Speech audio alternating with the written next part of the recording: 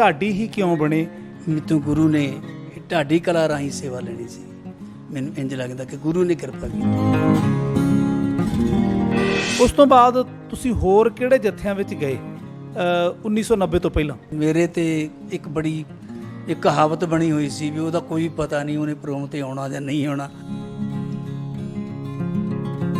ਅੱਖੀਂ ਦੇਖਿਆ ਜਾਂ ਹੱਡੀ ਹੰਡਾਇਆ ਵੀ? ਦਾਸ ਦੇ ਗੋਲੀ ਵੀ ਲੱਗੀ ਸੀ ਉੱਥੇ। ਗਿਆਨੀ ਜੀ ਗੋਲੀ ਕਦ ਲੱਗੀ? 5 ਜੂਨ ਨੂੰ 10 ਕੁ ਵਜੇ ਦੁਪਹਿਰ। 1990 ਤੋਂ ਬਾਅਦ ਕੀ ਹੋਇਆ? ਗਿਆਨੀ ਜੀ ਕਹਿੰਦੇ ਯਾਰ ਵੀ ਤੂੰ ਵਧੀਆ ਗਾਉਣਾ, ਜੇ ਤੂੰ ਸਾਡੇ ਨਾਲ ਪੱਕੇ ਤੌਰ ਤੇ ਆ ਜਾਏ। ਤੁਸੀਂ 2 ਕੁ ਲਾਈਨਾਂ ਸਾਨੂੰ ਇੱਕ ਅੰਤਰਾ ਉਹਦਾ ਗਾ ਕੇ ਜੇ ਸੁਣਾ ਦਿਓ ਸਾਡੇ ਸਰੋਤਿਆਂ ਨੂੰ। ਪੁੱਤਰਾਂ ਨੇ ਦੁਨੀਆ ਦੇ ਸਾਹਮਣੇ ਹੈ ਮੌਤ ਨਾਲ ਲਾਵਾਂ ਲੈਣੀਆਂ,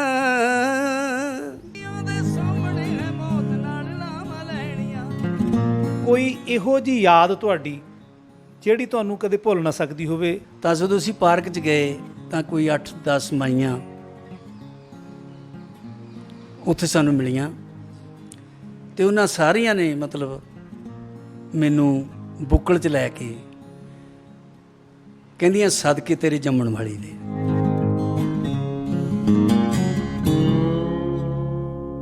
ਪੰਜਾਬੀ ਵਿਰਾਸਤ USA ਦੇ ਦਰਸ਼ਕਾਂ ਦਾ ਬਹੁਤ-ਬਹੁਤ ਸਵਾਗਤ ਹੈ।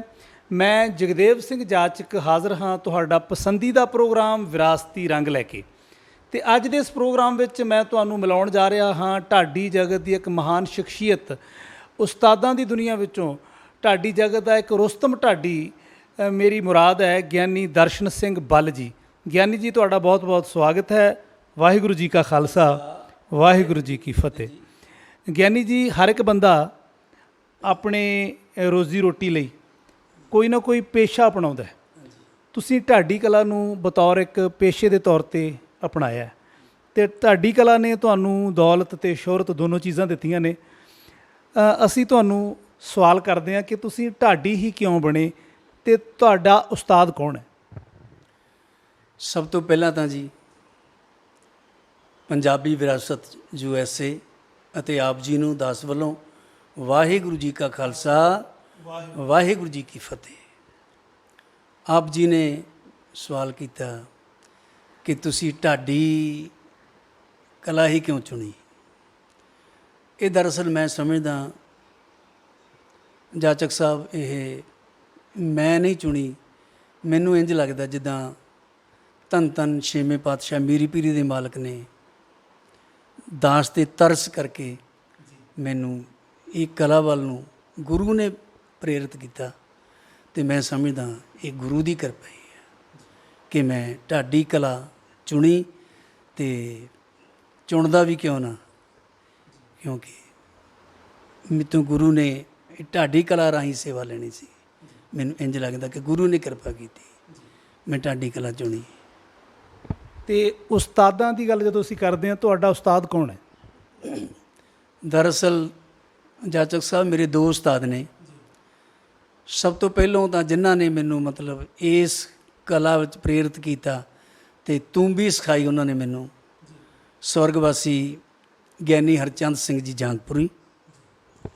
ਮੈਂ ਤੁਹਾਡੀ ਗੱਲ ਨੂੰ ਵਿੱਚੋਂ ਰੋਕ ਕੇ, ਜਦੋਂ ਤੁਸੀਂ ਗੱਲ ਕੀਤੀ ਉਸਤਾਦ ਗਿਆਨੀ ਹਰਚੰਦ ਸਿੰਘ ਜਾਂਗਪੁਰੀ ਜੀ, ਭਾਵੇਂ ਉਹ ਇਸ ਸੰਸਾਰ ਤੋਂ ਜਾ ਚੁੱਕੇ ਨੇ, ਪਰ ਸੱਚਮੁੱਚ ਇੱਕ ਫਕਰ ਕਿਸਮ ਦੇ ਬੰਦੇ ਸਨ। ਅਤੇ ਬੜੇ ਸਤਿਕਾਰ ਨਾਲ ਜਦੋਂ ਅਸੀਂ ਉਹਨਾਂ ਦੇ ਸ਼ਾਗਿਰਦਾਂ ਦੀ ਗੱਲ ਕਰਦੇ ਹਾਂ, ਅਤੇ ਉਹਨਾਂ ਨੇ ਤੁਹਾਨੂੰ ਵੀ ਸਿਖਾਇਆ, ਉਹਨਾਂ ਨੇ ਗਿਆਨੀ ਬਲਦੇਵ ਸਿੰਘ ਬਿੱਲੂ ਜੀ ਨੂੰ ਵੀ ਸਿਖਾਇਆ।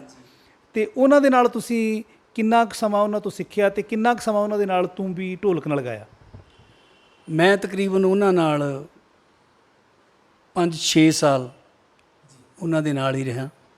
ਤੂੰਬੀ ਵਜਾ ਕੇ ਮੈਂ ਗਾਇਆ, ਢੋਲਕ 'ਤੇ ਕੋਈ ਨਾ ਕੋਈ ਚੇਂਜ ਹੁੰਦਾ ਰਹਿੰਦਾ ਸੀ। ਅਤੇ ਮੈਂ ਤਕਰੀਬਨ 5 ਤੋਂ 6 ਸਾਲ ਦੇ ਵਿੱਚ ਉਹਨਾਂ ਦੇ ਨਾਲ ਗਾਇਆ ਜੀ। ਉਸ ਤੋਂ ਬਾਅਦ ਫਿਰ ਢਾਡੀ ਕਲਾ ਵੱਲ ਤੁਸੀਂ ਕਿੱਦਾਂ ਆਏ? ਢਾਡੀ ਕਲਾ ਵੱਲ ਅਸਲ 'ਚ ਮੈਂ ਮੇਰੇ ਉਸਤਾਦ ਜੀ ਗਿਆਨੀ ਬਲਜਿੰਦਰ ਸਿੰਘ ਜੀ, ਜਿਹੜੇ ਅੱਜ ਕੱਲ੍ਹ ਕੈਨੇਡਾ ਨਿਵਾਸੀ ਨੇ, ਪੂਰਨ ਤੌਰ 'ਤੇ ਮੈਂ ਮਤਲਬ ਉਹਨਾਂ ਕੋਲੋਂ ਸਿੱਖਿਆ।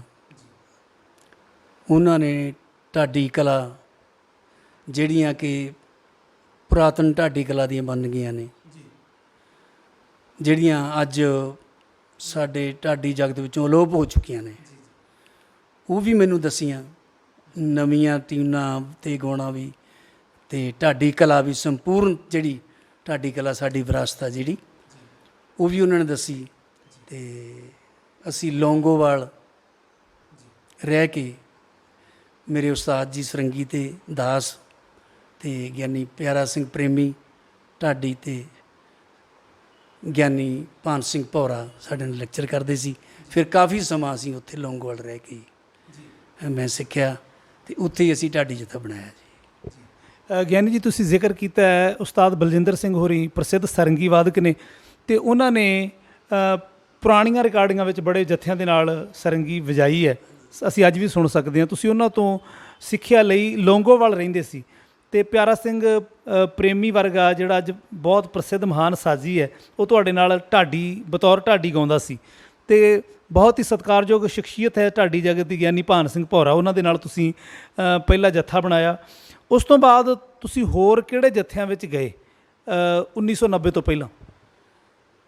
1990 ਤੋਂ ਪਹਿਲਾਂ ਅਸਲ 'ਚ ਮੈਂ ਕਿ ਪੱਕਾ ਤੌਰ 'ਤੇ ਕਿਸੇ ਨਾਲ ਨਹੀਂ, ਪੂਰਨ ਤੌਰ 'ਤੇ ਨਹੀਂ ਰਿਹਾ ਕਿਸੇ ਨਾਲ।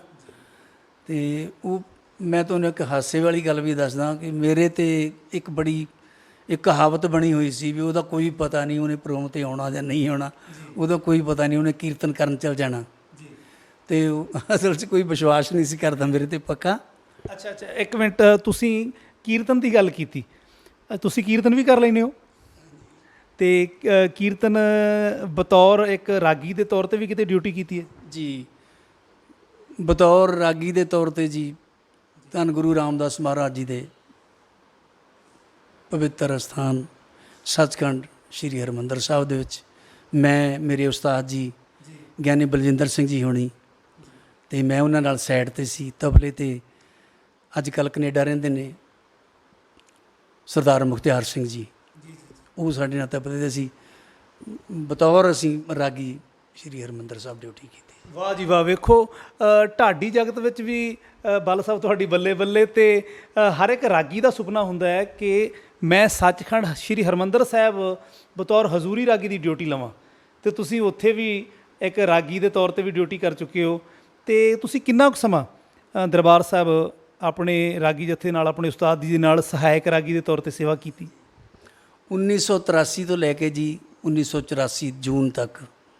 ਜੂਨ 1984 ਜਦੋਂ ਦਰਬਾਰ ਸਾਹਿਬ ਉੱਪਰ ਹਮਲਾ ਹੋਇਆ, ਘੱਲੂਘਾਰਾ ਵਾਪਰਿਆ, ਉਸ ਵਕਤ ਤੁਸੀਂ ਉੱਥੇ ਸੀ, ਡਿਊਟੀ ਕਰਦੇ ਸੀ? ਹਾਂਜੀ, ਅਸੀਂ ਡਿਊਟੀ ਕਰਦੇ ਸੀ, ਵਿੱਚ ਸੀਗੇ ਜੀ। ਉਹ ਸਾਰਾ ਜੋ ਵੀ ਵਰਤਾਂਤ ਉੱਥੇ ਹੋਇਆ ਜੀ, ਉਹ ਸਾਰਾ ਅਸੀਂ ਆਪਣੀ ਅੱਖੀਂ ਦੇਖਿਆ ਜੀ, ਸਾਰਾ ਕੁਛ। ਅੱਖੀਂ ਦੇਖਿਆ ਜਾਂ ਹੱਡੀ ਹੰਡਾਇਆ ਵੀ? ਅੱਖੀਂ ਦੇਖਿਆ ਤੇ ਹੱਡੀ ਹੰਡਾਇਆ ਵੀ ਜੀ। ਹਾਂ, ਦਾਸ ਦੇ ਗੋਲੀ ਵੀ ਲੱਗੀ ਸੀ ਉੱਥੇ, ਤੇ ਕੁਝ ਸਮਾਂ ਫਿਰ ਉੱਥੇ ਹੀ ਰਹੇ ਅਸੀਂ ਜੀ। ਇੱਕ ਤੁਹਾਡੀ ਗੱਲ ਵਿੱਚ ਹੈ, ਗੋਲੀ ਤੁਹਾਡੇ ਸ਼ਾਇਦ ਮੋਢੇ 'ਚ ਲੱਗੀ। ਉਸਤਾਦ, ਜਦ ਤੁਸੀਂ ਗਾਉਂਦੇ ਹੋ ਤੇ ਸ਼ਾਇਦ ਉਹ ਤੁਹਾਡੀ ਕੋਈ ਤਕਲੀਫ ਹੈ ਜਾਂ ਤੁਸੀਂ ਬਾਂਹ ਤੁਹਾਡੀ ਸਿੱਧੀ ਹੋ ਜਾਂਦੀ ਹੈ, ਪਰ ਹੈਰਾਨੀ ਦੀ ਗੱਲ ਹੈ ਕਈ ਅੱਜ ਦਰਸ਼ਨ ਸਿੰਘ ਬੱਲ ਦੀ ਰੀਸ ਕਰਨ ਵਾਲੇ ਤੁਹਾਡੇ ਜਿਹੜੇ ਤੁਹਾਨੂੰ ਕਾਪੀ ਕਰਦੇ ਨੇ, ਉਹ ਵੀ ਬਾਂਹ ਪਿੱਛੇ ਨੂੰ ਲਿਜਾਂਦੇ ਨੇ। ਕਾਰਨ ਕੀ ਹੈ? ਸ਼ਾਇਦ ਉਹਨਾਂ ਨੂੰ ਇਸ ਗੱਲ ਦਾ ਨਹੀਂ ਪਤਾ। ਦਰਸ਼ਕੋ, ਬੱਲ ਸਾਹਿਬ ਨੇ ਬਤੌਰ ਇੱਕ ਰਾਗੀ ਦੇ ਤੌਰ 'ਤੇ ਸੇਵਾ ਨਿਭਾਉਂਦਿਆਂ ਜੂਨ 1984 ਵਿੱਚ ਸਾਰਾ ਦਰਬਾਰ ਸਾਹਿਬ ਦਾ ਘੱਲੂਘਾਰਾ ਆਪਣੀਆਂ ਅੱਖਾਂ ਨਾਲ ਵੇਖਿਆ ਤੇ ਹੱਡੀ ਹੰਡਾਇਆ। ਇਹਨਾਂ ਦੇ ਮੋਢੇ ਵਿੱਚ ਗੋਲੀ ਲੱਗੀ। ਗਿਆਨੀ ਜੀ, ਗੋਲੀ ਕਦ ਲੱਗੀ ਤੇ ਫਿਰ ਗੋਲੀ ਲੱਗਣ ਤੋਂ ਬਾਅਦ ਤੁਹਾਡਾ ਇਲਾਜ ਕਿਵੇਂ ਹੋਇਆ? ਹਾਂਜੀ, ਗੋਲੀ ਮੇਰੇ ਜੀ 5 ਜੂਨ ਨੂੰ 10 ਕੁ ਵਜੇ ਦੁਪਹਿਰ ਲੱਗੀ। ਉਸ ਤੋਂ ਬਾਅਦ ਮੈਨੂੰ ਸਿੰਘ ਸੀ ਜਿਹੜੇ ਜ਼ੁਲਮ ਦਾ ਮੁਕਾਬਲਾ ਕਰਦੇ ਸੀ, ਜੁਝਾਰੂ ਸਿੰਘ, ਤੇ ਉਹਨਾਂ ਨੂੰ ਮਤਲਬ ਮੇਰੀ ਸਿੰਘਣੀ ਨੇ ਆਵਾਜ਼ ਮਾਰੀ ਕਿ ਇਸ ਕਮਰੇ ਦੇ ਵਿੱਚ ਜ਼ਖਮੀ ਪਿਆ, ਤੇ ਉਹ ਫਟਾਫਟ ਆਏ। ਉਹ ਫਟਾਫਟ ਮੈਨੂੰ ਨਾਲ ਲੈ ਕੇ ਬਾਬਾ ਟੱਲ ਵਾਲੇ ਚੌਂਕ ਦੇ ਵਿੱਚ, ਬਾਬਾ ਟੱਲ ਸਾਹਿਬ ਦੇ ਨਾਲ ਡਾਕਟਰ ਹੌਸਪੀਟਲ ਸੀ ਛੋਟਾ, ਲੇਕਿਨ ਉੱਥੇ ਉਹ ਡਾਕਟਰ ਹੈ ਨਹੀਂ ਸੀ, ਨਾ ਕੋਈ ਦਵਾਈ ਸੀ। ਪਰ ਮੇਰੇ ਮਤਲਬ ਉਹਨਾਂ ਨੇ ਥੋੜ੍ਹਾ ਬਹੁਤਾ ਇਲਾਜ ਕੀਤਾ, ਜੋ ਵੀ ਕਰਨਾ ਸੀ। ਪੱਟੀ ਨਹੀਂ ਸੀ ਹੁੰਦੀ, ਅਤੇ ਉਹ ਗੋਲੀਆਂ ਗਾਲੀਆਂ ਦਿੱਤੀਆਂ। ਉਹ ਕਹਿੰਦਾ ਮੇਰੇ ਕੋਲ ਹੋਰ ਕੁਛ ਹੈ ਨਹੀਂ। ਬਸ ਇਸ ਤਰ੍ਹਾਂ ਕਰਕੇ ਜੀ ਫਿਰ ਅਸੀਂ 5 ਜੂਨ ਨੂੰ ਸ਼ਾਮ ਨੂੰ ਤਕਰੀਬਨ 4 ਕੁ ਵਜੇ, 4 ਤੋਂ 5 ਦੇ ਵਿੱਚ ਫਿਰ ਸਾਨੂੰ ਮਤਲਬ ਲੋਕਾਂ ਨੂੰ ਉਹਨਾਂ ਨੇ ਕਰਫਿਊ 'ਚ ਢਿੱਲ ਦਿੱਤੀ ਸੀ। ਫਿਰ ਅਸੀਂ ਲੋਕਾਂ ਦੇ ਨਾਲ ਹੀ ਬਾਹਰ ਆ ਗਏ। ਬਾਹਰ ਆ ਕੇ ਫਿਰ ਅਸੀਂ ਸਾਡੇ ਜਿਹੜਾ ਤਬਲੇ ਵਾਲਾ ਸਿੰਘ ਸੀ ਉਹਦੇ ਘਰ ਕੁਝ ਦਿਨ ਰਹੇ। ਹਾਂਜੀ, ਫਿਰ ਉਸ ਤੋਂ ਬਾਅਦ ਉਹ 84 ਤੋਂ ਬਾਅਦ ਇਹ ਘਟਨਾ ਵਾਪਰਨ ਤੋਂ ਬਾਅਦ ਫਿਰ ਮੇਰੇ ਬਾਪੂ ਜੀ ਫਿਰ ਮੈਨੂੰ ਲੈ ਆਏ। ਉਹ ਕਹਿੰਦੇ ਵੀ ਹੁਣ ਮੈਂ ਰਹਿਣ ਨਹੀਂ ਦੇਣਾ। ਉਹਨਾਂ ਨੂੰ ਪਤਾ ਲੱਗ ਗਿਆ ਇਹਦੇ ਗੋਲੀ ਲੱਗੀ। ਫਿਰ ਉਸ ਤੋਂ ਬਾਅਦ ਫਿਰ ਮੈਂ ਆ ਗਿਆ ਜੀ। ਦਰਬਾਰ ਸਾਹਿਬ ਤੋਂ ਆਉਣ ਤੋਂ ਬਾਅਦ ਫਿਰ ਤੁਸੀਂ ਅਗਲਾ ਜਿਹੜਾ ਜੀਵਨ ਦਾ ਸਫ਼ਰ ਸੀ ਉਹ ਕਿੱਦਾਂ ਸ਼ੁਰੂ ਕੀਤਾ? ਹਾਂਜੀ, ਉਹ ਜੀ ਮੈਂ ਫਿਰ 1985 ਤੋਂ ਫਿਰ ਮੈਨੂੰ ਸਾਡੇ ਕੁਲਾਰ ਪਿੰਡ ਆਪਣੇ ਕੋਲ ਜੱਸੋਵਾਲ ਕੁਲਾਰ ਵੱਜਦਾ, ਉਹ ਸਿੰਘ ਮੈਨੂੰ ਉੱਥੇ ਲੈ ਗਏ ਬਤੌਰ ਗ੍ਰੰਥੀ ਦੀ ਡਿਊਟੀ। ਫਿਰ ਮੈਂ 1985 ਤੋਂ ਲੈ ਕੇ ਜੀ 1990 ਤੱਕ ਉੱਥੇ ਗ੍ਰੰਥੀ ਦੀ ਡਿਊਟੀ ਕੀਤੀ, ਨਾਲ ਕੀਰਤਨ ਦੀ ਡਿਊਟੀ ਕੀਤੀ। ਹਾਂਜੀ ਗਿਆਨੀ ਜੀ, ਆਪਾਂ ਗੱਲ ਕਰ ਰਹੇ ਸੀ ਕਿ ਤੁਸੀਂ ਲੌਂਗੋਵਾਲ ਰਹਿ ਕੇ ਪਹਿਲਾ ਜੱਥਾ ਬਣਾਇਆ ਤੇ ਗੱਲ ਤੁਹਾਡੀ ਢਾਡੀ ਕਲਾ ਤੋਂ ਚੱਲੀ ਸੀ ਕਿ ਤੁਸੀਂ ਕੀਰਤਨ ਵੀ ਕਰਦੇ ਸੀ। ਕੋਈ ਯਕੀਨ ਨਹੀਂ ਸੀ ਕਰਦਾ ਕਿ ਇਹਨੂੰ ਪ੍ਰੋਗਰਾਮ ਤੇ ਲੈ ਜਾਾਂਗੇ, ਇਹ ਜਾਵੇਗਾ ਜਾਂ ਨਾ, ਕਿਉਂਕਿ ਤੁਸੀਂ ਕੀਰਤਨ ਵੀ ਕਰਦੇ ਸੀ ਤੇ ਤੁਸੀਂ ਉਸ ਤੋਂ ਬਾਅਦ ਗ੍ਰੰਥੀ ਵੀ ਰਹੇ। ਵਾਹ ਜੀ, ਗ੍ਰੰਥੀ ਦੇ ਤੌਰ ਤੇ 5 ਸਾਲ ਸੇਵਾ ਨਿਭਾਈ। ਤੇ ਜਿਹੜਾ ਇਸ ਤੋਂ ਪਹਿਲਾਂ ਦਾ ਸਮਾਂ, ਜਦ ਅਸੀਂ ਗੱਲ ਕਰ ਰਹੇ ਹਾਂ ਲੌਂਗੋਵਾਲ ਰਹਿੰਦੇ ਸੀ, ਤੁਸੀਂ ਉਸ ਤੋਂ ਬਾਅਦ ਉਸ ਸਮੇਂ ਦੌਰਾਨ ਦਰਬਾਰ ਸਾਹਿਬ ਜਾਣ ਤੋਂ ਪਹਿਲਾਂ ਲੌਂਗੋਵਾਲ ਰਹਿੰਦਿਆਂ ਜਾਂ ਉਸ ਤੋਂ ਬਾਅਦ 85 ਤੱਕ ਕਿਹੜੇ ਕਿਹੜੇ ਜੱਥਿਆਂ ਵਿੱਚ ਕਿੰਨਾ ਕਿੰਨਾ ਕੁ ਸਮਾਂ ਸੇਵਾ ਨਿਭਾਈ, ਉਹਦੇ ਬਾਰੇ ਵੀ ਸਾਡੇ ਨਾਲ ਗੱਲ ਜ਼ਰੂਰ ਸਾਂਝੀ ਕਰੋ। ਉਹਦੇ ਉਸ ਟਾਈਮ 'ਤੇ ਮਤਲਬ ਕੋਈ ਪੱਕੇ ਤੌਰ 'ਤੇ ਮੈਂ ਕਿਸੇ ਜੱਥੇ ਨਾਲ ਨਹੀਂ ਸੈੱਟ ਸੀ। ਉੱਦਾਂ ਮੈਨੂੰ ਕੋਈ ਨਾ ਕੋਈ ਕਿਸੇ ਨਾ ਕਿਸੇ ਜਿਹੜੇ ਜੱਥੇ ਲੈ ਜਾਣਾ, ਪਰ ਪੂਰਨ ਤੌਰ 'ਤੇ ਮੈਂ ਕਾਫੀ ਸਮਾਂ ਅੱਜ ਉਹ ਸੰਸਾਰ ਵਿੱਚ ਨਹੀਂ ਹੈਗੇ, ਸਵਰਗਵਾਸੀ ਗਿਆਨੀ ਬੱਗਾ ਸਿੰਘ ਮਸਕੀਨ, ਫਿਰ ਉਹਨਾਂ ਨਾਲ ਕਾਫੀ ਸਮਾਂ ਮੈਂ, ਗੁਲਜ਼ਾਰ ਸਿੰਘ ਗੁਲਸ਼ਨ ਅਤੇ ਸਰੰਗੀ ਮਾਸਟਰ ਕੁਝ ਚੇਂਜ ਹੋ ਜਾਂਦਾ ਸੀ, ਉਹਦੇ ਦਰਮਿਆਨ ਬਲਵੀਰ ਸਿੰਘ ਜੀ ਲੱਖਾ, ਅਸੀਂ ਫਿਰ ਇਕੱਠੇ ਰਹੇ ਬੱਗਾ ਸਿੰਘ ਨਾਲ। ਇਹਨਾਂ ਨਾਲ ਕਾਫੀ ਸਮਾਂ ਮੈਂ ਤਕਰੀਬਨ 3-4 ਸਾਲ ਰਹੇ।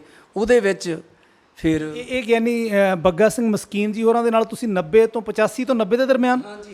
ਪਰ ਮੈਂ 85 ਤੋਂ ਪਹਿਲਾਂ ਦੀ ਗੱਲ, ਜਦ ਤੁਸੀਂ ਲੌਂਗੋਵਾਲ ਸੀ, ਭਾਨ ਸਿੰਘ ਭੌਰਾ ਜੀ ਹੋਰਾਂ ਤੋਂ ਇਲਾਵਾ ਕਿਹੜੇ ਕਿਹੜੇ ਜੱਥਿਆਂ ਵਿੱਚ ਸੇਵਾ ਨਿਭਾਈ? ਭਾਵੇਂ ਥੋੜ੍ਹੀ ਸੇਵਾ ਨਿਭਾਈ, ਸ਼ਾਇਦ ਤੁਸੀਂ ਅਣਖੀ ਸਾਹਿਬ ਨਾਲ ਵੀ ਕੋਈ ਸਮਾਂ ਰਹੇ? ਅਣਖੀ ਸਾਹਿਬ ਨਾਲ ਹਾਂਜੀ ਰਹੇ। ਹਾਂਜੀ, ਗਿਆਨੀ ਇੰਦਰਜੀਤ ਸਿੰਘ ਅਣਖੀ ਸਾਹਿਬ ਨਾਲ ਪਹਿਲੀ ਵਾਰੀ ਜਦੋਂ ਇਹਨਾਂ ਨੇ ਢਾਡੀ ਜੱਥਾ ਬਣਾਇਆ, ਮੈਂ ਬਹੁਤ ਹੀ ਸਤਿਕਾਰਯੋਗ ਸਰੰਗੀ ਮਾਸਟਰ ਦਰਸ਼ਨ ਸਿੰਘ ਜੀ ਪੂਲਾ, ਢੱਡ 'ਤੇ ਅਸੀਂ ਦੋਵੇਂ ਸਰੰਗੀ 'ਤੇ ਜੀ, ਮਤਲਬ ਦੁਨੀਆ ਦੇ ਮਹਾਨ ਸਰੰਗੀ ਵਾਦਕ ਬਲਵੀਰ ਸਿੰਘ ਜੌਲ ਇਹ ਸਰੰਗੀ 'ਤੇ, ਅਤੇ ਗਿਆਨੀ ਇੰਦਰਜੀਤ ਸਿੰਘ ਜੀ ਅਣਖੀ, ਇਹਨਾਂ ਨੇ ਫਿਰ ਸ਼ੁਰੂਆਤ ਕੀਤੀ ਦੋ ਲੈਕਚਰ ਦੀ। ਅਸੀਂ ਫਿਰ 4 ਇਕੱਠੇ ਹੋਏ ਜੀ। ਅਸੀਂ ਤਕਰੀਬਨ 2-3 ਸਾਲ ਇਕੱਠੇ ਰਹੇ ਹਾਂ ਜੀ। ਹਾਂਜੀ, ਫਿਰ ਕੁਛ ਅਲੱਗ-ਅਲੱਗ ਹੋਏ। ਹਾਂਜੀ, ਫਿਰ ਉਸ ਤੋਂ ਬਾਅਦ ਤੁਸੀਂ 85 ਤੋਂ 90 ਤੱਕ ਗ੍ਰੰਥੀ ਦੀ ਸੇਵਾ ਨਿਭਾਈ। ਗ੍ਰੰਥੀ ਦੀ ਸੇਵਾ ਨਿਭਾਉਂਦਿਆਂ ਤੁਹਾਡੇ ਕਈ ਤਰ੍ਹਾਂ ਦੇ ਤਜਰਬੇ ਹੋਏ ਹੋਣਗੇ। ਤੁਸੀਂ ਬਤੌਰ ਗ੍ਰੰਥੀ ਦੇ ਵੀ ਇੱਕ ਸੰਗਤ ਵਿੱਚ ਵਿਚਰੇ, ਇੱਕ ਰਾਗੀ ਦੇ ਤੌਰ 'ਤੇ ਵੀ ਵਿਚਰੇ, ਅਤੇ ਢਾਡੀ ਦੇ ਤੌਰ 'ਤੇ ਅੱਜ ਵੀ ਵਿਚਰ ਰਹੇ ਹੋ।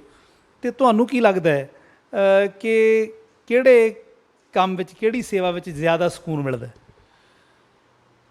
ਅਸਲ 'ਚ ਮੈਂ ਸਮਝਦਾ ਕਿ ਮੈਂ ਇੱਕ ਢਾਡੀ ਹਾਂ। ਗੁਰੂ ਨੇ ਢਾਡੀ ਹੋਣ ਦਾ ਮਾਣ ਦਿੱਤਾ, 6ਵੇਂ ਪਾਤਸ਼ਾਹ ਨੇ। ਮੈਂ ਸਮਝਦਾ ਕਿ ਮੈਨੂੰ ਜ਼ਿਆਦਾ ਸਕੂਨ ਤਾਂ ਇਹ ਢਾਡੀ ਕਲਾ ਵੱਲ, ਢਾਡੀ ਗਾ ਕੇ ਮੈਨੂੰ ਅਸਲ 'ਚ ਮੇਰੇ ਮਨ ਨੂੰ ਸਕੂਨ ਮਿਲਦਾ ਜੀ। ਅੱਛਾ ਜੀ, ਫਿਰ 1990 ਤੋਂ ਬਾਅਦ ਕੀ ਹੋਇਆ? ਦਰਸ਼ਨ ਸਿੰਘ ਬੱਲ, ਜਿਹੜਾ ਅੱਜ ਦਰਸ਼ਨ ਸਿੰਘ ਬੱਲ ਜੀ ਦਾ ਨਾਮ ਸਿੱਖ ਜਗਤ ਵਿੱਚ ਬੜੇ ਸਤਿਕਾਰ ਨਾਲ ਸਰੋਤੇ ਸੰਗਤਾਂ ਲੈਂਦੀਆਂ ਨੇ, ਜਿੱਥੇ ਵੀ ਤੁਸੀਂ ਜਾਂਦੇ ਹੋ ਸੰਗਤਾਂ ਤੁਹਾਡੇ ਪੈਰਾਂ ਹੇਠ ਹੱਥ ਦਿੰਦੀਆਂ ਨੇ, ਇੰਨਾ ਪਿਆਰ ਤੁਹਾਨੂੰ ਮਿਲਦਾ ਹੈ। ਅਤੇ ਇਹ ਗੱਲ ਕਿੱਥੋਂ ਸ਼ੁਰੂ ਹੋਈ ਅਸਲ ਵਿੱਚ? ਤੁਸੀਂ ਬਹੁਤ ਲੰਬਾ ਸਮਾਂ, ਲਗਭਗ 30 ਸਾਲ ਹੋ ਗਏ ਨੇ ਤੁਹਾਨੂੰ ਪਰਪੱਕ ਇੱਕ ਲਗਾਤਾਰ ਬਿਨਾਂ ਰੁਕੇ ਸਟੇਜਾਂ 'ਤੇ ਗਾਉਂਦਿਆਂ। 1990 ਵਿੱਚ ਫਿਰ ਤੁਸੀਂ ਕਿੱਦਾਂ, ਕਿਹੜੇ ਜੱਥੇ ਨਾਲ ਦੁਬਾਰਾ ਲੱਗੇ? ਅਸਲ ਦੇ ਵਿੱਚ ਤੁਸੀਂ ਜਿਹੜੀ ਹੁਣ ਮੈਨੂੰ ਸਵਾਲ ਕੀਤਾ ਨਾ, ਇਹ ਤੁਸੀਂ ਸਕੂਨ ਦੀ ਗੱਲ ਕੀਤੀ ਸੀ। ਜਿੱਥੋਂ ਮੈਨੂੰ ਅਸਲ 'ਚ ਮੇਰੇ ਸਕੂਨ ਦਾ ਸਿਲਸਿਲਾ ਸ਼ੁਰੂ ਹੋਇਆ ਉਹ 1990 ਤੋਂ ਬਾਅਦ। 1990 'ਚ ਇੱਕ ਮਤਲਬ ਬੜੀ ਰੌਚਕ ਕਹਾਣੀ ਗਿਆਨੀ ਤਰਲੋਚਨ ਸਿੰਘ ਜੀ ਭਮੱਦੀ ਸਾਹਿਬ, ਵਰਲਡ ਫੇਮਸ, ਅਤੇ ਇੱਕ ਰੱਬੀ ਰੂਹ, ਕਹਿਣੀ ਕਥਨੀ ਦੇ ਪੂਰੇ, ਅਤੇ ਢਾਡੀਆਂ ਵਿੱਚੋਂ ਇੱਕ ਨਵੇਕਲਾ ਹਸਤਾਖਰ। ਗਿਆਨੀ ਜੀ ਮੈਨੂੰ ਕੁਦਰਤ ਇੱਕ ਪ੍ਰੋਗਰਾਮ 'ਤੇ ਲੈ ਕੇ ਗਏ ਸੀ, ਮਲੌਤ ਕਾਨਫਰੰਸ ਸੀ, ਉੱਥੇ ਬੂਟਾ ਸਿੰਘ ਖੁਸ਼ਦਿਲ ਸੀ ਇਹਨਾਂ ਨਾਲ, ਉਹਨਾਂ ਨੂੰ ਕੰਮ ਹੋ ਗਿਆ ਕੋਈ ਵਿਆਹ 'ਤੇ ਗਏ ਸੀ ਅਤੇ ਇਹ ਮੈਨੂੰ ਲੈ ਗਏ ਨਾਲ। ਉੱਥੇ ਅਸੀਂ ਪ੍ਰੋਗਰਾਮ ਲਾਇਆ, ਮੈਂ, ਬਲਦੇਵ ਸਿੰਘ ਸੋਪਰਾ, ਸਰੰਗੀ ਅਤੇ ਕੁਲਵਿੰਦਰ ਸਿੰਘ ਘੁੰਮਣ। ਉੱਥੋਂ ਸ਼ਾਮ ਨੂੰ ਇੱਕ ਦਰਾਹੇ ਪ੍ਰੋਗਰਾਮ ਸੀਗਾ, ਇਹ ਕਹਿੰਦੇ ਆਪਾਂ ਦਰਾਹੇ ਵੀ ਲਾ ਦਿੰਦੇ। ਅਸੀਂ ਦਰਾਹੇ ਵੀ ਪ੍ਰੋਗਰਾਮ ਲਾਇਆ, ਅਤੇ ਗਿਆਨੀ ਜੀ ਮਤਲਬ ਮੈਨੂੰ ਬੜਾ ਉਹਨਾਂ ਨੇ ਪਿਆਰ ਦਿੱਤਾ। ਇਹਨਾਂ ਕੋਲ ਕਹਿਣ ਲੱਗੇ ਵੀ ਮੁੰਡਾ ਵਧੀਆ ਗਾਉਂਦਾ। ਦੂਸਰੇ ਦਿਨ ਸੀ ਕਾਨਫਰੰਸ ਸੀ ਬਹੁਤ ਵੱਡੀ ਜੀ ਸਮਰਾਲੇ, ਉਹ ਇਲੈਕਸ਼ਨ ਪੋਸਟਪੋਨ ਹੋ ਗਈ ਸੀ ਜਿਹੜੀ, ਉਹਦੇ ਵਿੱਚ ਉਹ ਸਮਰਾਲੇ ਮੈਨੂੰ ਕਹਿੰਦੇ ਤੂੰ ਕੱਲ੍ਹ ਨੂੰ ਵੀ ਆ ਜੀ। ਮੈਂ ਕਿਹਾ ਜੀ ਮੈਂ ਆ ਜੂੰ। ਮੈਂ ਦੂਸਰੇ ਦਿਨ, ਕਿਉਂਕਿ ਮੈਨੂੰ ਪੈਸੇ ਆ ਗਏ, 2 ਪ੍ਰੋਗਰਾਮ ਲੱਗੇ, ਅਤੇ ਮੇਰੇ ਮਨ ਨੂੰ ਖੁਸ਼ੀ ਹੋਈ। ਮੈਂ ਕਿਹਾ ਮੈਂ ਕੱਲ੍ਹ ਨੂੰ ਆ ਜੂੰ। ਮੈਂ ਜਿਹੜੇ ਦਿੱਤੇ ਟਾਈਮ 'ਤੇ ਪਹੁੰਚ ਗਿਆ ਜੀ। ਅਸੀਂ ਕਾਨਫਰੰਸ 'ਤੇ ਲਾਇਆ ਪ੍ਰੋਗਰਾਮ, ਲਾ ਕੇ ਜੀ ਹੋਟਲ 'ਤੇ ਪ੍ਰਸ਼ਾਦਾ ਛਕਣ ਲੱਗ ਗਏ। ਗਿਆਨੀ ਜੀ ਕਹਿੰਦੇ ਯਾਰ ਵੀ ਤੂੰ ਵਧੀਆ ਗਾਉਣਾ, ਜੇ ਤੂੰ ਸਾਡੇ ਨਾਲ ਪੱਕੇ ਤੌਰ 'ਤੇ ਆ ਜਾਏ। ਮੈਂ ਕਿਹਾ ਜੀ ਮੈਂ ਆ ਜੂੰ। ਕਹਿੰਦੇ ਪਰ ਯਾਰ ਤੇਰੇ 'ਤੇ ਇੱਕ ਧਾਰਨਾ ਫਿੱਟ ਕੀਤੀ ਹੈ ਲੋਕਾਂ ਨੇ ਵੀ ਤੂੰ ਟਾਈਮ 'ਤੇ ਨਹੀਂ ਪਹੁੰਚਦਾ। ਮੈਂ ਕਿਹਾ ਗਿਆਨੀ ਜੀ ਪੈਸੇ ਦੀ ਗੱਲ ਹੁੰਦੀ ਆ, ਤੁਹਾਡੇ ਨਾਲ ਮੈਨੂੰ ਪੈਸੇ ਆਉਂਦੇ ਆ, ਕੱਲ੍ਹ ਵੀ ਆਏ, ਅੱਜ ਵੀ ਆਏ ਆ, ਮੈਂ ਕਿਉਂ ਨਹੀਂ ਆਊਂਗਾ ਜੀ। ਉਸ ਦਿਨ ਤੋਂ ਜੀ ਮਤਲਬ ਅਸੀਂ ਸ਼ੁਰੂ ਹੋ ਕੇ ਫਿਰ ਪਿੱਛੇ ਮੁੜ ਕੇ ਨਹੀਂ ਦੇਖਿਆ। ਨਹੀਂ, ਪਿੱਛੇ ਮੁੜ ਕੇ ਨਹੀਂ, ਲੋੜ ਨਹੀਂ ਪਈ ਜੀ ਦੇਖਣ। ਫਿਰ ਗਿਆਨੀ ਜੀ ਉਹ ਯੁੱਗ ਕੈਸਟ ਦਾ ਯੁੱਗ ਸੀ, ਅਤੇ ਤੁਸੀਂ ਫਿਰ ਕਿਹੜੀ ਕੈਸਟ ਪਹਿਲੀ ਕਰਵਾਈ? ਕੀ ਉਹਦਾ ਨਾਮ ਸੀ ਅਤੇ ਕਿੰਨੀ ਕੁ ਵਿਕੀ? ਕੀ ਉਹਦੇ ਨਾਲ ਤੁਹਾਡਾ ਨਾਮ ਬਣਿਆ? ਉਹ ਜੀ ਅਸਲ ਦੇ ਵਿੱਚ ਜਿਹੜੀ ਸਾਡੇ ਜੱਥੇ ਦੀ ਪਹਿਚਾਣ ਬਣੀ, ਕਿਉਂਕਿ ਭਮੱਦੀ ਸਾਹਿਬ ਦੀ ਪਹਿਚਾਣ ਤਾਂ ਪਹਿਲੋਂ ਹੀ ਸੀ, ਲੇਕਿਨ ਜਿਹੜੀ ਉਹਨਾਂ ਦੇ ਸਾਥੀਆਂ ਦੀ ਸਾਡੀ ਪਹਿਚਾਣ ਬਣੀ, ਉਹ ਸਾਡੀ ਇੱਕ ਕੈਸਟ ਆਈ ਸੀ 1992 'ਚ ਜੀ, ਯੋਧਿਆਂ ਦੀ ਖਾਣ, ਸੰਤ ਜਰਨੈਲ ਸਿੰਘ ਭਿੰਡਰਾਂ ਵਾਲਿਆਂ ਦੀ।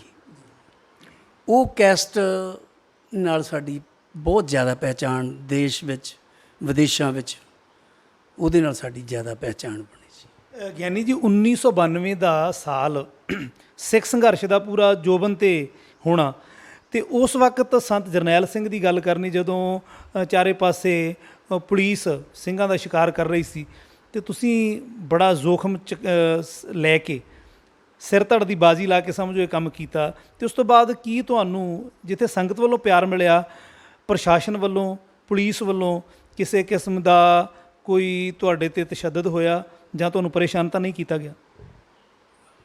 ਹੋਇਆ ਜੀ।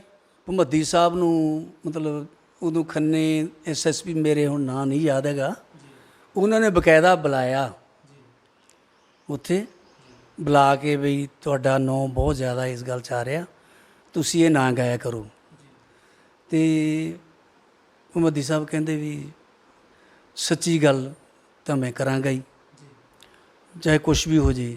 ਇਸ ਤਰ੍ਹਾਂ ਕਰਕੇ ਕਈ ਵਾਰੀ ਹੀ ਮਤਲਬ ਇਸ ਗੱਲ ਦਾ ਸ਼ਿਕਾਰ ਹੋਣਾ ਪਵੇ। ਅੱਜ ਉਹਨੇ ਉਸ SSP ਨੇ ਬੁਲਾਇਆ ਭਮੱਦੀ ਸਾਹਿਬ ਨੂੰ, ਅੱਜ ਉਸ SSP ਨੇ ਬੁਲਾਇਆ, ਉਸ ਡਿਪਟੀ ਨੇ ਬੁਲਾਇਆ, ਅਤੇ ਇੱਦਾਂ ਕਾਫੀ ਸੰਘਰਸ਼ ਦੇ ਵਿੱਚ ਸਾਨੂੰ ਕਰਨਾ ਪਿਆ।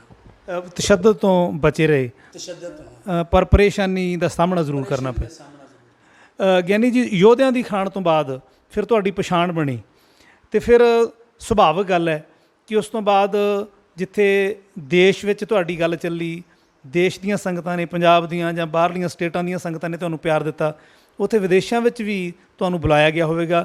ਵਿਦੇਸ਼ ਦਾ ਜਿਹੜਾ ਜਾਣ ਦਾ ਸਿਲਸਿਲਾ ਕਦੋਂ ਸ਼ੁਰੂ ਹੋਇਆ, ਅਤੇ ਤੁਹਾਡੇ ਜੱਥੇ ਦੇ ਉਦੋਂ ਸਾਥੀ ਕਿਹੜੇ-ਕਿਹੜੇ ਸਨ? ਹਾਂਜੀ, ਉਦੋਂ ਜੀ ਅਸੀਂ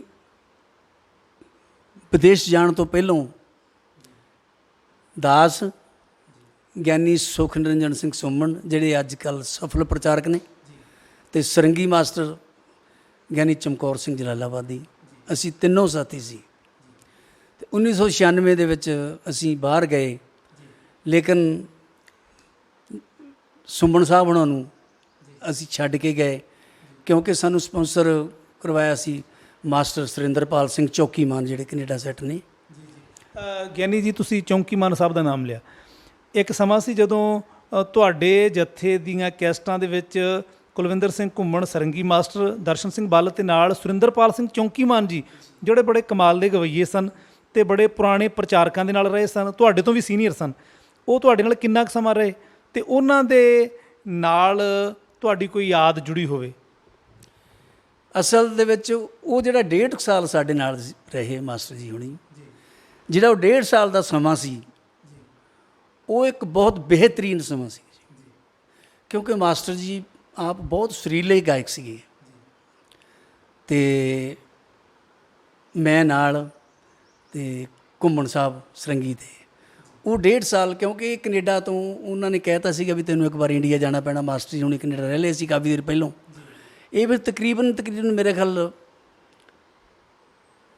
94 ਦੇ ਵਿੱਚ ਸਾਡੇ ਨਾਲ 1.5 ਸਾਲ ਰਹੇ। 94 ਤੋਂ 96 ਤੱਕ? ਹਾਂ, ਬਸ ਉਹਦੇ ਵਿੱਚ 96 ਤੋਂ ਪਹਿਲੋਂ ਹੀ ਫਿਰ ਇਹ ਫੇਰ ਦੁਬਾਰਾ ਚਲ ਗਏ ਤੇ 96 ਦੇ ਵਿੱਚ ਫਿਰ ਇਹਨਾਂ ਨੇ ਵੀ ਮਾਸਟਰ ਜੀ ਹੁਣਾਂ ਨੇ ਸਾਨੂੰ ਬੁਲਾਇਆ। ਮਾਸਟਰ ਜੀ ਹੁਣਾਂ ਦਾ ਬੇਟਾ ਸਾਡੇ ਨਾਲ ਗਿਆ ਤੇ ਉਹ ਅਸੀਂ ਬਕਾਇਦਾ ਮਤਲਬ ਸੁਮਨ ਸਾਹਿਬ ਦੀ ਰਾਏ ਦੇ ਨਾਲ ਹੀ ਤੇ ਫਿਰ ਅਸੀਂ 96 ਦੇ ਵਿੱਚ ਕੈਨੇਡਾ ਗਏ ਜੀ। ਤੇ ਪਹਿਲੀ ਵਾਰੀ ਕਿਸੇ ਢਾਡੀ ਜੱਥੇ ਨੂੰ ਉਦੋਂ ਸਾਲ ਦਾ ਵੀਜ਼ਾ ਮਿਲਿਆ ਸੀਗਾ ਜੀ, 1 ਸਾਲ ਦਾ। ਹਾਂਜੀ, ਤੇ 96 'ਚ ਅਸੀਂ ਪਹਿਲੀ ਵਾਰ ਗਏ।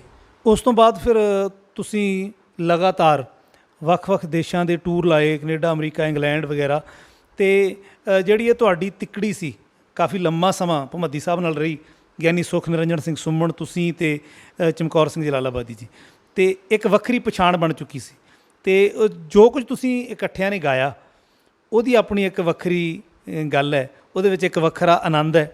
ਤੁਸੀਂ ਪੁਰਾਤਨ ਵੰਨਗੀਆਂ ਵੀ ਗਾਈਆਂ ਤੇ ਤੁਸੀਂ ਨਵੀਨ ਤਰਜ਼ਾਂ ਵੀ ਗਾਈਆਂ। ਬੇਸ਼ੱਕ ਗਿਆਨੀ ਜੀ ਇਸ ਗੱਲ 'ਤੇ ਕਿਤੇ ਨਾ ਕਿਤੇ ਕਿੰਤੂ ਵੀ ਹੁੰਦਾ ਕਿ ਢਾਡੀ ਤਰਜ਼ਾਂ ਗਾਉਂਦੇ ਨੇ, ਪਰ ਤੁਸੀਂ ਜਿਹੜੀਆਂ ਤਰਜ਼ਾਂ ਗਾਈਆਂ ਉਹ ਤਰਜ਼ਾਂ ਦੀਆਂ ਨੂੰ ਇੱਕ ਪਾਸੇ ਛੱਡ ਦਈਏ।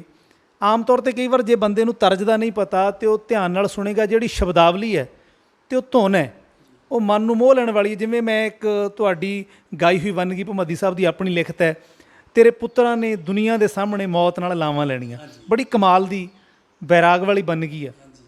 ਤੇ ਅਸੀਂ ਚਾਹੁੰਦੇ ਹਾਂ ਤੁਸੀਂ 2 ਕੁ ਲਾਈਨਾਂ ਸਾਨੂੰ ਇੱਕ ਅੰਤਰਾ ਉਹਦਾ ਗਾ ਕੇ ਜੇ ਸੁਣਾ ਦਿਓ ਸਾਡੇ ਸਰੋਤਿਆਂ ਨੂੰ। ਉਹ ਅਸਲ ਦੇ ਵਿੱਚ ਨਾ ਜਿਹੜੀ ਪਹਿਲੀ ਲਾਈਨ ਮੈਂ ਬੋਲਦਾ ਹੁੰਦਾ ਸੀ ਉਹ ਤਾਂ ਮੇਰੇ ਯਾਦ ਆ, ਜਿਹੜੀ ਦੂਸਰੀ ਲਾਈਨ ਸੁਮਨ ਸਾਹਿਬ ਬੋਲਦੇ ਸੀ ਉਹ ਮੈਨੂੰ ਘੱਟ ਯਾਦ ਨੇ।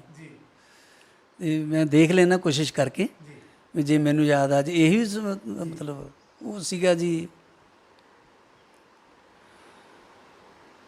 ਜੇ ਤੂੰ ਪੁੱਛਿਆ ਏ ਜੀ ਤੋਂ ਤਾਂ ਤੂੰ ਸੁਣ ਹਾਲ ਸਾਰਾ,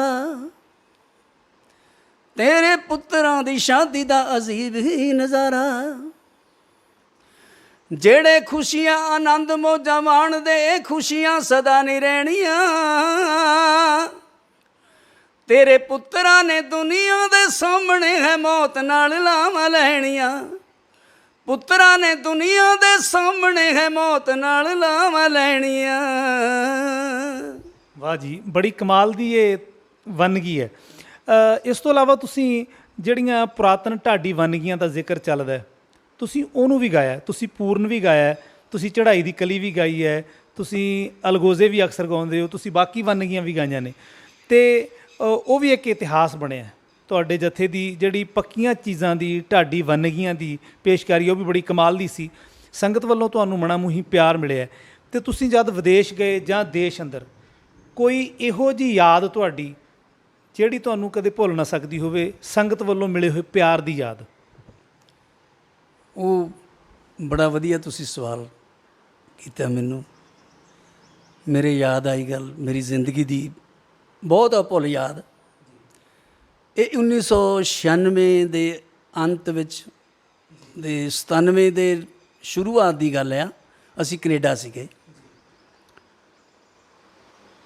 ਅਸੀਂ ਪ੍ਰੋਗਰਾਮ ਲਾ ਕੇ ਆਏ ਗੁਰੂ ਨਾਨਕ ਸਿੱਖ ਟੈਂਪਲ। ਪ੍ਰੋਗਰਾਮ ਲਾ ਕੇ ਅਸੀਂ ਦੁਪਹਿਰ ਦੀ ਡਿਊਟੀ ਕਰਕੇ ਬਾਹਰ ਪਾਰਕ ਦੇ ਵਿੱਚੋਂ ਆਪਣੇ ਕਮਰੇ ਜਾਣਾ ਹੁੰਦਾ ਹੈ। ਤਾਂ ਜਦੋਂ ਅਸੀਂ ਪਾਰਕ 'ਚ ਗਏ ਤਾਂ ਕੋਈ 8-10 ਮਾਈਆਂ ਉੱਥੇ ਸਾਨੂੰ ਮਿਲੀਆਂ ਤੇ ਉਹਨਾਂ ਸਾਰੀਆਂ ਨੇ ਮਤਲਬ ਮੈਨੂੰ ਬੁੱਕਲ 'ਚ ਲੈ ਕੇ ਕਹਿੰਦੀਆਂ ਸਦਕੇ ਤੇਰੇ ਜੰਮਣ ਵਾਲੀ ਦੇ। ਉਹ ਮਤਲਬ ਮੈਨੂੰ ਮਾਂ ਯਾਦ ਆਈ ਉਦੋਂ। ਉਹ ਮੇਰੀ ਜ਼ਿੰਦਗੀ ਦੀ ਭੁੱਲ ਯਾਦ, ਉਹ ਕਦੇ ਮੇਰੇ ਹਿਰਦੇ 'ਤੇ ਛਿਪੀ ਗੱਲ। 1996 ਚ 97 ਚ ਤੁਹਾਡੇ ਮਾਤਾ ਜੀ ਇਸ ਸੰਸਾਰ ਤੋਂ ਜਾ ਚੁੱਕੇ ਸਨ। ਤੁਹਾਡੇ ਮਾਤਾ ਜੀ ਦਾ ਨਾਮ ਅਸੀਂ ਜਾਣਨਾ ਚਾਹਾਂਗੇ, ਆਪਣੇ ਪਰਿਵਾਰਕ ਪਿਛੋਕੜ ਬਾਰੇ, ਤੇ ਤੁਹਾਡਾ ਜਨਮ ਕਿੱਥੇ ਹੋਇਆ, ਤੁਹਾਡਾ ਜੱਦੀ ਨਗਰ ਕਿਹੜਾ, ਉਹਦੇ ਬਾਰੇ ਵੀ ਜ਼ਰੂਰ ਦੱਸੋ। ਹਾਂਜੀ, ਮੇਰੇ ਮਾਤਾ ਜੀ ਦਾ ਨਾਮ ਕਰਤਾਰ ਕੌਰ ਸੀਗਾ ਜੀ। ਮੇਰੇ ਪਿਤਾ ਜੀ ਸਰਦਾਰ ਦਲੀਪ ਸਿੰਘ ਜੀ। ਅਤੇ ਪਿੰਡ ਸਾਡਾ ਜਿਹੜਾ ਜੱਦੀ ਪਿੰਡ ਹਲਵਾਰਾ, ਜਿਹੜਾ ਹਵਾਈ ਅੱਡਾ ਹਲਵਾਰਾ, ਉੱਥੇ ਹੀ ਮੇਰਾ ਜਨਮ ਹੋਇਆ ਅਤੇ ਉਹ ਸਾਡਾ ਜੱਦੀ ਪਿੰਡ ਹੈ ਜੀ। ਬਲ ਸਾਹਿਬ, ਤੁਹਾਨੂੰ ਆਪਣੇ ਜਨਮ ਦਾ ਸਨ ਕੋਈ ਯਾਦ? ਹਾਂਜੀ, ਮੈਨੂੰ ਇਹ ਸਨ ਤਾਂ ਬਹੁਤ ਜ਼ਿਆਦਾ ਸੌਖਾ ਮੇਰੇ ਜਨਮ ਦਾ ਜੀ। 1/1/1960 1 ਜਨਵਰੀ ਅਤੇ ਪਹਿਲਾ ਹੀ ਮਹੀਨਾ 1960। ਹਾਂਜੀ, ਅਤੇ ਲਗਭਗ ਤੁਸੀਂ 60 ਸਾਲ ਪਾਰ ਕਰ ਲਏ ਨੇ ਜ਼ਿੰਦਗੀ ਦੇ। ਗੁਰੂ ਕਿਰਪਾ ਕਰੇ, ਅਸੀਂ ਤੁਹਾਡੀ ਚੜ੍ਹਦੀ ਕਲਾ ਦੀ ਅਰਦਾਸ ਕਰਦੇ ਹਾਂ। ਗਿਆਨੀ ਜੀ, ਸਮਾਂ ਆਪਣੀ ਚਾਲੇ ਚੱਲਦਾ ਜਾ ਰਿਹਾ, ਤੁਹਾਡੇ ਤੋਂ ਅਸੀਂ ਬੜਾ ਕੁਝ ਪੁੱਛਣਾ ਚਾਹੁੰਦੇ ਹਾਂ। ਸਮਾਂ ਥੋੜ੍ਹਾ, ਪਰ ਥੋੜ੍ਹੇ ਸਮੇਂ ਵਿੱਚ ਵੀ ਮੈਂ ਪਹਿਲੀ ਗੱਲ ਤੁਹਾਡੇ ਤੋਂ ਇਹ ਜਾਣਨਾ ਚਾਹਾਂਗਾ ਕਿ ਤੁਹਾਨੂੰ ਆਪਣੇ ਜੱਥੇ ਤੋਂ ਇਲਾਵਾ ਜਿਹੜੇ ਬਾਕੀ ਜੱਥੇ ਤੁਹਾਡੇ ਸਮਕਾਲੀ ਸਨ ਜਾਂ ਤੁਹਾਡੇ ਤੋਂ ਸੀਨੀਅਰ ਸਨ, ਉਹਨਾਂ ਵਿੱਚੋਂ ਜਦੋਂ ਅਸੀਂ ਪ੍ਰਚਾਰਕਾਂ ਦੀ ਗੱਲ ਕਰਦੇ ਹਾਂ ਤਾਂ ਕਿਹੜੇ ਪ੍ਰਚਾਰਕ ਪਸੰਦ ਸਨ, ਕਿਹੜੇ ਸਰੰਗੀ ਮਾਸਟਰ ਅਤੇ ਕਿਹੜੇ ਢਾਡੀ?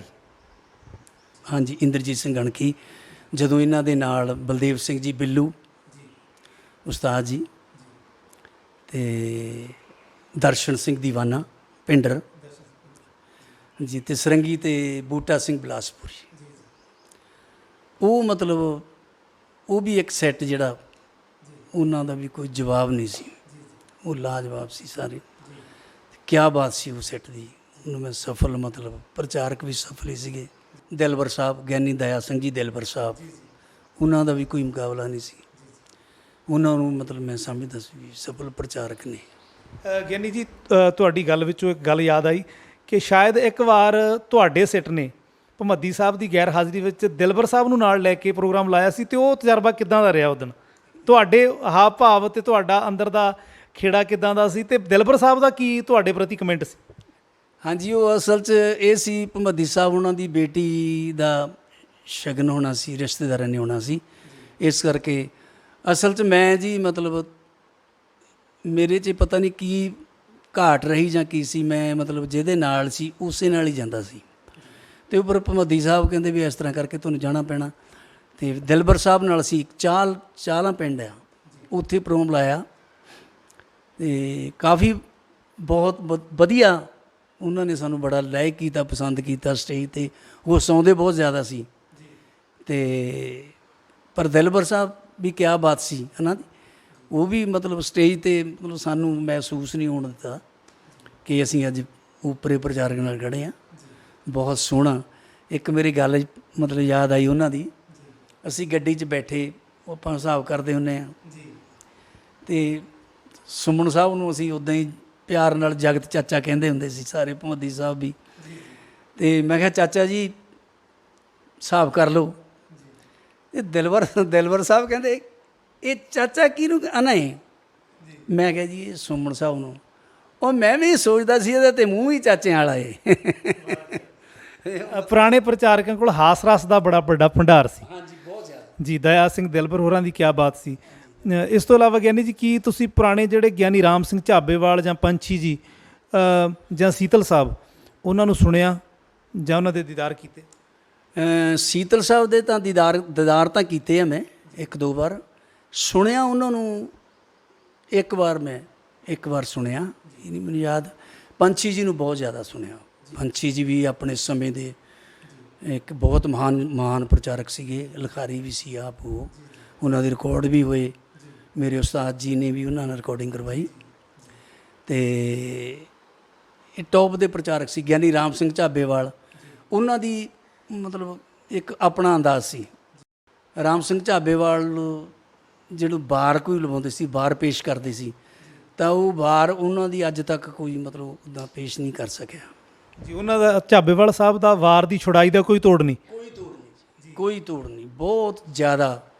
ਅਤੇ ਉਸ ਤੋਂ ਬਾਅਦ ਉਹਨਾਂ ਤੋਂ ਬਾਅਦ ਗਿਆਨੀ ਕਰਤਾਰ ਸਿੰਘ ਕਿਰਤੀ ਮੁੱਲਾਂਪੁਰ ਵਾਲੇ, ਉਹਨਾਂ ਦਾ ਵੀ ਕਾਫੀ ਮਤਲਬ ਰਿਹਾ ਜੀ, ਵਧੀਆ ਉਹਨਾਂ ਦਾ ਜਥਾ ਰਿਹਾ, ਵਧੀਆ ਪ੍ਰਚਾਰਕ ਸੀਗੇ। ਹਾਂਜੀ, ਤੋ ਲੇਕਿਨ ਜਿਹੜੇ ਝਾਬੇਵਾਲ ਸੀ ਉਹਨਾਂ ਵਰਗੀ ਵਾਰ ਨਹੀਂ ਛਡਾ ਸਕਦੇ। ਇਸ ਤੋਂ ਇਲਾਵਾ ਚੰਗੇ ਸਰੰਗੀ ਮਾਸਟਰ ਤੇ ਚੰਗੇ ਜਿਹੜੇ ਤੁਹਾਡੇ ਪਸੰਦੀਦਾ ਤੁਹਾਡੇ ਤੋਂ ਸੀਨੀਅਰ ਜਾਂ ਤੁਹਾਡੇ ਸਮਕਾਲੀ ਢਾਡੀ? ਹਾਂਜੀ, ਸਰੰਗੀ ਮਾਸਟਰ ਜਿਹੜੇ ਮਤਲਬ ਜਿਨ੍ਹਾਂ ਨੂੰ ਮੈਂ ਬਹੁਤ ਜ਼ਿਆਦਾ ਪਸੰਦ ਕੀਤਾ, ਗਿਆਨੀ ਬੂਟਾ ਸਿੰਘ ਬਿਲਾਸਪੁਰੀ, ਬਹੁਤ ਟੌਪ ਦੇ ਸਰੰਗੀ ਮਾਸਟਰ, ਮਤਲਬ ਉਹਨਾਂ ਦਾ ਕੋਈ ਬਦਲ ਨਹੀਂ ਸੀ। ਉਸ ਤੋਂ ਬਾਅਦ ਬਲਵੀਰ ਸਿੰਘ ਜੌਹਲ, ਉਹ ਵੀ ਕਿਆ ਬਾਤ, ਉਹਨਾਂ ਦਾ ਵੀ ਕੋਈ ਬਦਲ ਨਹੀਂ ਹੈ ਨਾ ਜੀ। ਅਤੇ ਇਹ ਬਹੁਤ ਕਮਾਲ ਦੇ ਸੀ। ਅਤੇ ਗਾਇਕੀ ਦੇ ਵਿੱਚ ਜਿਹੜੇ ਮਤਲਬ ਸਮਕਾਲੀ ਲਾ ਲਓ, ਗਿਆਨੀ ਬਲਦੇਵ ਸਿੰਘ ਜੀ ਬਿੱਲੂ, ਉਹਨਾਂ ਦੀ ਵੀ ਆਪਣੀ ਪਹਿਚਾਣ ਹੈ ਇੱਕ ਗਾਇਕੀ ਵਿੱਚ, ਉਹਨਾਂ ਦਾ ਵੀ ਕੋਈ ਬਦਲ ਨਹੀਂ, ਕਿਆ ਬਾਤ ਨੇ ਉਹ ਉਸਤਾਦ ਅਤੇ ਸਫਲ ਢਾਡੀ ਨੇ ਜੀ, ਉਹਨਾਂ ਨੂੰ ਮੈਂ ਮੰਨਦਾ। ਅਤੇ ਇਸ ਤੋਂ ਇਲਾਵਾ ਗਿਆਨੀ ਜੀ, ਜਦੋਂ ਅਸੀਂ ਮੌਜੂਦਾ ਦੌਰ ਦੀ ਨਵੀਂ ਪੀੜ੍ਹੀ ਦੀ ਜਿਹੜੇ ਤੁਹਾਡੇ ਵਿਦਿਆਰਥੀ ਨੇ, ਕਿਉਂਕਿ ਤੁਹਾਡੇ ਬਹੁਤ ਸਾਰੇ ਸ਼ਾਗਿਰਦ ਵੀ ਨੇ, ਤੁਹਾਡੇ ਸ਼ਾਗਿਰਦਾਂ ਵਿੱਚੋਂ ਕੀ ਤੁਹਾਨੂੰ ਕਿਸੇ ਸ਼ਾਗਿਰਦ ਨੂੰ ਸੁਣ ਕੇ ਲੱਗਦਾ ਹੈ ਕਿ ਹਾਂ ਮੈਂ ਕਿਸੇ ਨੂੰ ਸਿਖਾਇਆ, ਜਾਂ ਕਿਸੇ ਨੂੰ ਸੁਣ ਕੇ ਸੰਗਤ ਕਹਿੰਦੀ ਹੋਵੇ ਕਿ ਹਾਂ ਬਲ ਸਾਹਿਬ ਦਾ ਸ਼ਾਗਿਰਦ ਵਾਕਿਆ ਹੀ ਬਲ ਸਾਹਿਬ ਦਾ ਨਾਮ ਰੋਸ਼ਨ ਕਰੇਗਾ? ਇਹ ਬੜਾ ਵਧੀਆ ਸਵਾਲ ਤੁਸੀਂ ਕੀਤਾ। ਸ਼ਾਗਿਰਦਾਂ ਦੀ ਤੁਸੀਂ ਗੱਲ ਕੀਤੀ, ਸ਼ਾਗਿਰਦ ਮੇਰੇ ਇੱਕ ਗੱਲ ਯਾਦ ਆ ਗਈ ਮਾਣਕ ਸਾਹਿਬ ਦੀ। ਉਹ ਮਾਣਕ ਸਾਹਿਬ ਦੀ ਇੰਟਰਵਿਊ ਹੋ ਰਹੀ ਸੀ ਉਦੋਂ CS ਦੁਨੀਆ 'ਤੇ। ਉਹਨਾਂ ਨੂੰ ਸਵਾਲ ਪੁੱਛਿਆ ਵੀ ਤੁਹਾਡੇ ਕਿੰਨੇ ਸ਼ਾਗਿਰਦ ਨੇ? ਉਹਨਾਂ ਨੇ ਸਵਾਲ ਕੀਤਾ, ਜਵਾਬ ਦਿੱਤਾ, ਉਹ ਕਹਿੰਦੇ ਵੀ ਪੱਗ ਸੈੱਟ ਤਾਂ ਬਹੁਤ ਨੇ, ਪੱਗ ਸੈੱਟ ਤਾਂ ਬਹੁਤ ਨੇ, ਪਰ ਜਿਹੜੇ ਅਸਲ ਮੇਰੇ ਸ਼ਾਗਿਰਦ ਨੇ ਉਹ ਇੱਕ ਦੋ ਹੀ ਨੇ।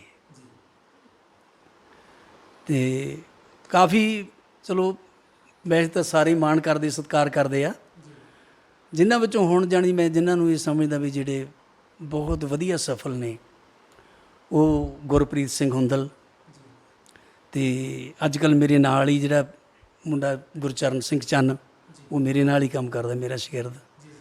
ਅਤੇ ਇਹ ਤਕਰੀਬਨ ਸਫਲ ਨੇ ਜਿਹੜੇ ਕਿ ਢਾਡੀ ਕਲਾ ਨੂੰ ਸਮਰਪਿਤ ਹੋ ਕੇ ਕੰਮ ਕਰਦੇ ਆ, ਅਤੇ ਸਫਲ ਗਾਇਕੀ ਇਹਨਾਂ ਦੀ, ਜਿਨ੍ਹਾਂ ਨੂੰ ਮੈਂ ਲਾਈਵ ਪਸੰਦ ਕਰਦਾ। ਗਿਆਨੀ ਜੀ, ਅੱਜ ਕੱਲ੍ਹ ਫਿਰ ਤੁਸੀਂ ਕਿਹੜੇ ਜੱਥੇ ਵਿੱਚ ਸੇਵਾਵਾਂ ਨਿਭਾ ਰਹੇ ਹੋ? ਅੱਜ ਕੱਲ੍ਹ ਮੈਂ ਗਿਆਨੀ ਜਤਿੰਦਰ ਸਿੰਘ ਜੀ ਨੂਰਪੁਰੀ, ਉਹਨਾਂ ਦੇ ਨਾਲ ਸੇਵਾ ਕਰਦਾ। ਸਾਥੀ ਮੇਰਾ ਸ਼ਾਗਿਰਦ ਹੈ ਮੁੰਡਾ ਗੁਰਚਰਨ ਸਿੰਘ ਚੰਨ, ਅਤੇ ਸਰੰਗੀ ਮਾਸਟਰ ਬਹੁਤ ਹੀ ਮਹਾਨ ਸਰੰਗੀ ਮਾਸਟਰ ਸਰਬਜੀਤ ਸਿੰਘ ਚੜੈਕ, ਅਤੇ ਅਸੀਂ ਚਾਰੇ ਸੇਵਾ ਕਰਦੇ ਹਾਂ ਜੀ। ਗਿਆਨੀ ਜੀ, ਹੁਣ ਤੱਕ ਕਿੰਨੇ ਕੁ ਮਾਣ ਸਨਮਾਨ ਸੰਗਤ ਵੱਲੋਂ ਤੁਹਾਨੂੰ ਮਿਲੇ, ਅਤੇ ਕੀ ਤੁਸੀਂ ਸੰਗਤ ਵੱਲੋਂ ਅੱਜ ਤੱਕ ਦੇ ਢਾਡੀ ਸਫ਼ਰ ਦੌਰਾਨ ਮਿਲੇ ਸਨਮਾਨ ਤੋਂ ਸੰਤੁਸ਼ਟ ਹੋ? ਤਕਰੀਬਨ ਇੱਕ ਸਨਮਾਨ ਹੁੰਦਾ ਕਿਸੇ ਨੂੰ ਕਹਿ ਕੇ ਲੈਣਾ, ਉਹਦੇ ਵਿੱਚ ਸੰਤੁਸ਼ਟੀ ਮਨ ਨੂੰ ਨਹੀਂ ਹੁੰਦੀ, ਪਰ ਸਾਨੂੰ ਜਿਹੜੇ ਭਮੱਦੀ ਸਾਹਿਬ ਦੇ ਨਾਲ ਰਹਿੰਦਿਆਂ ਸਨਮਾਨ ਮਿਲੇ, ਉਹ ਬਕਾਇਦਾ ਲੋਕਾਂ ਨੇ ਸਤਿਕਾਰ ਵਜੋਂ, ਔਰ ਕਈ ਥਾਈਂ ਸਨਮਾਨ ਇਹੋ ਜਿਹੇ ਮਿਲੇ ਵੀ ਸਾਨੂੰ ਦੱਸਿਆ ਵੀ ਨਹੀਂ ਉਹਨਾਂ ਨੇ, ਮੌਕੇ 'ਤੇ ਹੀ ਦੱਸੇ ਅੱਜ ਭਮੱਦੀ ਸਾਹਿਬ ਉਹਨਾਂ ਦਾ ਸਨਮਾਨ ਆ, ਗੋਲਡ ਮੈਡਲ ਵਗੈਰਾ ਵੀ ਮਿਲੇ ਸਾਨੂੰ। ਅਤੇ ਇਹ ਸਨਮਾਨ ਲੋਕਾਂ ਨੇ ਪਿਆਰ ਨਾਲ ਦਿੱਤੇ, ਸਤਿਕਾਰ ਵਜੋਂ ਹੈ ਨਾ ਜੀ। ਇਹ ਮਤਲਬ ਭਮੱਦੀ ਸਾਹਿਬ ਦਾ ਇਹਦੇ ਵਿੱਚ ਮੈਂ ਸਮਝਦਾ ਵੀ ਬਹੁਤ ਵੱਡੀ ਦੇਣ ਆ ਦਾਸ ਨੂੰ, ਵੀ ਉਹਨਾਂ ਨਾਲ ਰਹਿ ਕੇ ਮੈਂ ਇੰਨੇ ਸਨਮਾਨ ਦਾ ਮੈਨੂੰ ਮਿਲੇ। ਗਿਆਨੀ ਜੀ, ਮਾਣਾ ਸਨਮਾਨਾਂ ਦੀ ਗੱਲ ਅਸੀਂ ਕਰਦੇ ਹਾਂ, ਗੋਲਡ ਮੈਡਲ ਤੁਹਾਨੂੰ ਕਾਫੀ ਮਿਲੇ।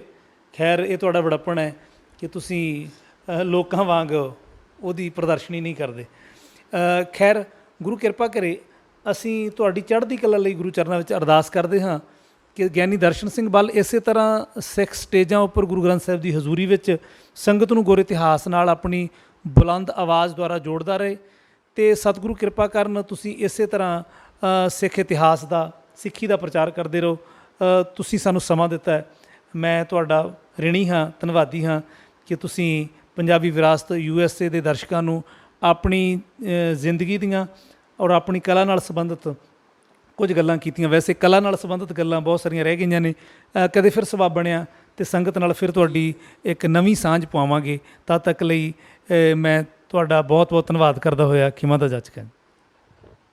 ਬਹੁਤ ਬਹੁਤ ਧੰਨਵਾਦ ਆਪ ਜੀ ਦਾ ਜੀ, ਅਤੇ ਵਿਰਾਸਤੀ ਰੰਗ USA ਤੁਹਾਡਾ ਬਹੁਤ ਬਹੁਤ ਧੰਨਵਾਦ। ਮਹਾਰਾਜ ਤੁਹਾਡੇ ਇਹਨਾਂ ਚੈਨਲਾਂ ਨੂੰ, ਤੁਹਾਨੂੰ ਗੁਰੂ ਲੰਬੀ ਉਮਰ ਦੇਵੇ, ਔਰ ਕੌਮ, ਦੇਸ਼ ਦੀ ਅਤੇ ਇਸ ਢਾਡੀ ਕਲਾ ਦੇ ਸਰੋਤਿਆਂ ਦੀ ਤੁਹਾਨੂੰ ਆਸ਼ੀਰਵਾਦ ਮਿਲਦਾ ਰਹੇ, ਚੜ੍ਹਦੀ ਕਲਾ ਹੋਵੇ ਤੁਹਾਡੀ। ਦੋਸਤੋ, ਇਹ ਸਨ ਢਾਡੀ ਕਲਾ ਦੀ ਇੱਕ ਮਹਾਨ ਹਸਤੀ ਰੁਸਤਮ ਢਾਡੀ, ਉਸਤਾਦ ਗਿਆਨੀ ਦਰਸ਼ਨ ਸਿੰਘ ਬੱਲ। ਤੁਸੀਂ ਇਹਨਾਂ ਪਾਸੋਂ ਇਹਨਾਂ ਦੇ ਜੀਵਨ ਦੀਆਂ ਬਹੁਤ ਸਾਰੀਆਂ ਗੱਲਾਂ, ਇਹਨਾਂ ਦੇ ਤਜਰਬੇ ਸਰਵਣ ਕੀਤੇ ਨੇ। ਤਦ ਤੱਕ ਲਈ ਇਜਾਜ਼ਤ ਦਿਓ, ਜਦ ਤੱਕ ਅਸੀਂ ਤੁਹਾਨੂੰ ਕਿਸੇ ਨਵੀਂ ਸ਼ਖਸੀਅਤ ਨਾਲ ਨਹੀਂ ਮਿਲਾਉਂਦੇ। ਵਾਹਿਗੁਰੂ ਜੀ ਕਾ ਖਾਲਸਾ, ਵਾਹਿਗੁਰੂ ਜੀ ਕੀ ਫਤਿਹ।